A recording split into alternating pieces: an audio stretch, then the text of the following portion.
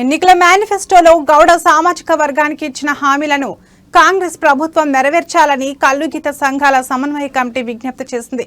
Somajiguda press club లో ఏర్పాటు చేసిన సమావేశంలో కమిటీ నాయకులు బాలరాజు గౌడ్, విజయ్ కుమార్ గౌడ్, వెంకన్న గౌడ్ పాల్గొన్నారు. ఈ సందర్భంగా వారు మాట్లాడుతూ త్వరలో తీసుకురానున్న ఎక్సైజ్ పాలసీ వైన్స్ టెండర్ల నోటిఫికేషన్లకు ముందే ఎన్నికల సమయంలో ఇచ్చిన 25% రిజర్వేషన్లను అమలు చేయాలని డిమాండ్ చేశారు.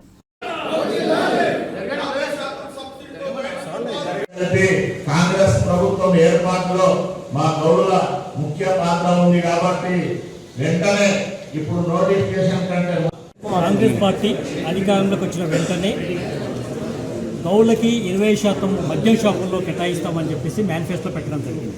గత టీఆర్ఎస్ ప్రభుత్వము 15% ఇస్తూ ఉంది.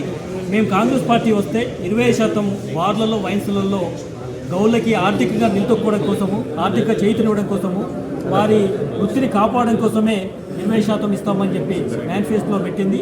అది కూడా గౌడ్లో ఉన్న సొసైటీలో ఒక్కొక్క సొసైటీలో 50 నుంచి 100, 200 మంది సభ్యులు దాంట్లో పాల్పంచుకుంటారు కాబట్టి దాని మీద ఆధారపడి బతుకుతారు కాబట్టి వారందరికీ పని కల్పి